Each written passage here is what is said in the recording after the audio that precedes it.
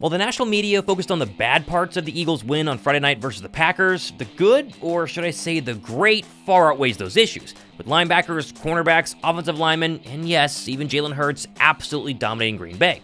Oh, in the NFC East and the Birds' next opponent, they both look pretty rough. I'm Thomas Mott. This is the Thomas Mott Show.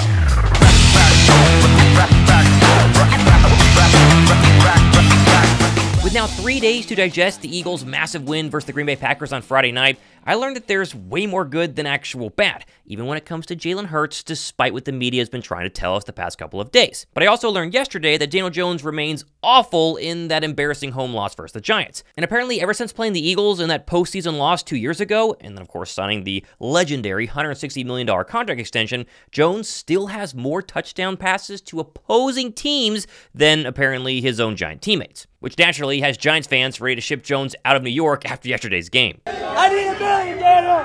I need $1 million, Danny! I need $1 million! You stop! Pair that with Saquon having 12 more points by himself than the entire Giants team on Sunday, yeah, we're looking pretty good. Thumbs up for that. Oh, and I also learned Kirk Cousins might be washed, going 16 of 26 with 2 picks versus the Steelers, making the Eagles now 6-point favorites versus the Falcons next Monday night in Philadelphia. Oh, and speaking of that Monday night home opener, the official winner of the 2 Eagles tickets was subscriber Void's Way. Voids, go to below in my description box. You'll see all the information you need to send me via email. That way I can get you your tickets and you can go to Monday night's game. If you don't hear from Voids by, let's say, Wednesday's show, we're going to have to redraw because the game is coming up. Oh, and as of filming this early on a Monday morning, we are so close to 60,000 subs, meaning we're giving away the signed Brian Westbrook jersey on a video later this week. Be sure to be subbed. That way you can possibly win this in a couple of days. Now, some of you guys know I got married about 4 months ago, and I did what basically everybody does and go out and buy a really expensive, pretty traditional gold wedding band. And it's fine. I mean, it's a standard gold wedding ring, but again, I spent way too much money on it. But compared to this, a gentle band ring, and clearly I made the wrong choice. If you're getting married soon, or like me, just wanted to upgrade your very boring current wedding ring, Gentle Bands has a ton of awesome rings that are crafted to help you express your unique style. And I opted for their new Athlo Sport Ring collection, which you see on your screen right here. But they also don't just have rings with this collection, they have chains, which is a great option if you're like me and you work out, play a lot of basketball, tennis, and don't want to wear a wedding ring all the time. Or if you're getting married soon and want to spice up your look, you could go for the new Touchdown cufflinks, which, come on, like if I could have had this for my actual wedding, are you kidding me? This would have been a lot better than the very standard, like just silver cufflinks that I had for my actual wedding suit. And again, this is just one collection. Go through their website and you'll see a ton of different rings in different styles, different colors, collections, and even materials. And right now, Gentle Bands is giving my subscribers 25% off. Just go to the link down below. It's somewhere in my description box and also the pinned comment. Click that, and then at checkout, use promo code ThomasMott, my first and last name put together, and it'll get you 25% off your first order at Gentle Bands. Now, when it comes to the Eagles win versus the Packers, I've seen 2 really big criticisms. One, of course, was Bryce Huff being virtually non-existent. Not only did he play only 45% of defensive snaps, 1 snap lower than Nolan Smith and 10 snaps less than Josh Sweat, Huff didn't finish with a single pressure in his Eagles debut, making it his first game without a pressure in a game he played more than 6 snaps since Week 7 of 2021. Now, field conditions were horrible. Talked about that on Friday. I think we have to wait another week to really confirm where Bryce Huff is in terms of being a pass rusher, but Week 1, let's just say it wasn't that great. This guy makes $17 million a year. Again, it's 1 game, but the performance has got to dramatically improve next week. And speaking of that, thankfully, the Birds are not only back at the link on an actual football field, but play the Falcons offensive line. Great opportunity for Huff to hopefully bounce back. Now, the other big criticism I've seen has been of Jalen Hurts, who currently leads the league with 3 turnovers, all of which, yes, I'm not denying, were terrible, 0 excuses, absolutely bad decisions.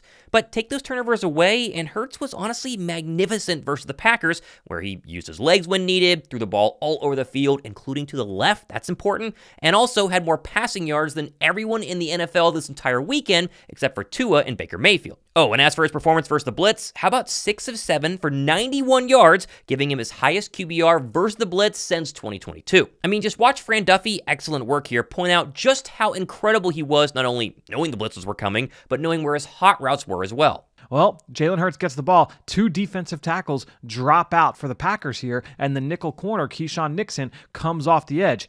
Jalen Hurts is now hot. He has got to get the ball out. And look at how quickly and decisively he knows he can get this ball over to A.J. Brown, who's got an off-coverage corner to the boundary side, and he throws this out-breaking route right before Nixon gets there. It's a nice throw on the money. It's early, so this is a nice anticipation throw from Jalen Hurts as well, and A.J. Brown's able to drop step and get vertical, good yards after catch. That's a 20-yarder and a first down. That's a third down pickup there for the Eagles offense. Jalen Hurts recognizes that. He sees the linebacker rotate to the other side to replace the void there from Quay Walker. Where do his eyes go? Immediately to his hot route. He knows if that linebacker is leaving, then there's a void over on the other side of the field. And Jalen Hurts is able to get the ball to Grant Calcaterra, who's able to once again get vertical and pick up the first down. You have to remember, last year, Hurts' biggest struggles were A, turnovers, and B, handling the blitz. Now again, it's only one game, and he didn't fix the turnover issues, but going against the blitz and being that efficient and really having that many answers for something that most teams feel is his biggest weakness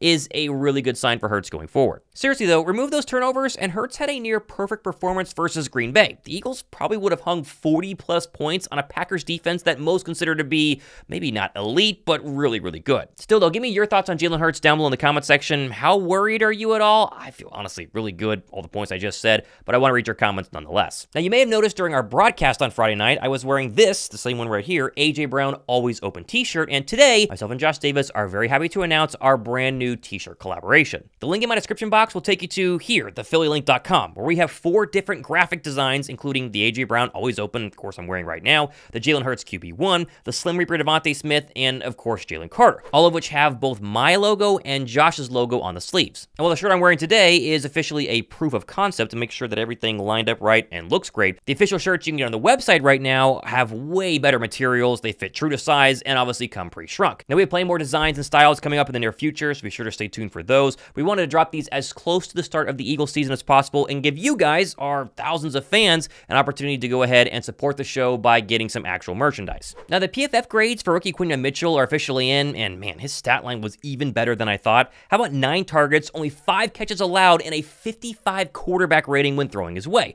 Pair that with Slay on the other side, who we didn't really talk about because he was doing so darn good. Only 2 catches allowed for 15 yards, and this Bird secondary looks leagues better than where it was in 2023. Now, this has led some people to wonder what this means for cornerback Isaiah Rodgers, who of course missed Friday's game with a hand injury. And personally, I think Rodgers is still going to have a home on this defense and still play a ton. When Rodgers comes back, the Eagles could then move Quinyon back more towards the slot, at least in nickel defense looks, giving Rodgers the outside, and therefore allowing their 3 best cover corners on the field at once, and not needing to rely on Avonte Maddox. Rodgers technically won the job during training camp, and so he at least looked as good, if not better than Q did the past couple of weeks, and clearly he's still hungry to get back on the field, tweeting on Saturday, quote, "I worked too hard all year and in training camp to be a healthy scratch bro. It's football, injuries happen. I'd rather be 100% than 50% for my team and the fans." No idea yet if Rodgers is going to play on Monday, subscribe and stay tuned for that, but as of right now, I'm pulling for him to get back on the field and make the secondary, already pretty good, even better. Now another great performance was obviously Mekhi Becton, who has received a ton of praise online for just an incredible job at guard, but don't overlook the fact that the Jason Kelce-less Spurs offensive line gave up 0 sacks, 0 quarterback hits,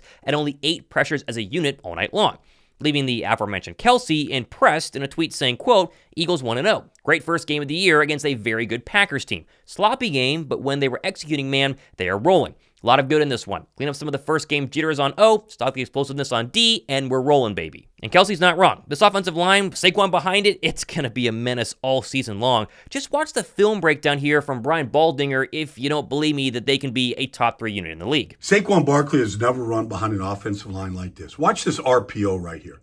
Just a run-pass option, and watch Jurgens and Dickerson go to work. Like, watch this movement right here. Like, you know, you go to Brazil, you eat at a meat house, right? You get all the meat you can. Whatever you want. You want filet, you want pork. You watch Mekhi and Lane go to work right here and just lifting the defensive tackle out right into the lap of the safety. Like, you think Saquon's not going to get yourself 9 yards right there? It's destruction. It's a churrascaria is what it is. 4th quarter, breaking the Packers' will right here. Watch them go to work right here. Like, look at this cutoff. Like, there's not a single gold helmet anywhere to be seen. It's the Magic O-line. And Barkley's going to take whatever crease he can. You watch this right here, and then you watch Rashawn, okay, Gary against Lane Johnson. Watch him just take him wherever he wants to go. Here comes Jurgens on the pull. Dickerson to the second level. Like, it's just Like, you know what? At that churrascaria, what you do is you put that green tab on. As long as it's green, they just keep serving meat. They just keep bringing the meat. And this is what Lane Johnson's going to do right here. This is a meat.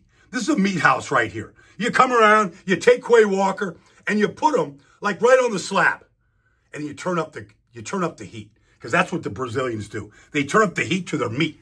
And that's exactly what this Eagles offensive line did. Turn up the heat to the meat. And again, there was still plenty of bad in this game. I'm not saying they were perfect or guaranteed a Super Bowl win, but if you look at the other good parts besides the offensive line, besides Hurts minus the turnovers, Quinyon, there's a ton to be excited about on a Monday for an Eagle fan. For example, Devontae Smith. How about his route tree on his 7 catches last night? Look at the movement. Look at the diversity. He's all over the field. Juxtapose that with his route tree in Week 16 of last year in the previous regime's offense, and it's night and day. Also, how about Zack Baun? I mentioned on Saturday's recap video that he was really, really good, but the tape is now out, and he was even more special than even I realized. How about Vic Fangio lining him up basically everywhere, from blitzing to dropping in coverage to even playing as an edge? His versatility was absolutely insane.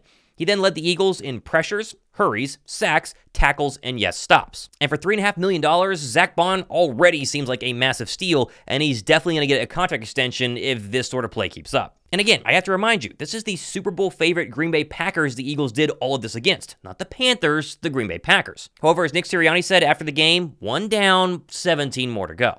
Guys, it's not about who's the toughest. It's about who's the toughest the longest, right? And that's because of how you guys have worked. It's our habits of how you guys have worked. That was round 1. We got 17 rounds. All right, that was just round 1. Feels good, though, to win round 1, doesn't it? Everybody's role is not the same, but everybody's role is important. It takes every one of us. All right, love this team, love these guys, love you guys. Hey, let's enjoy this trip back.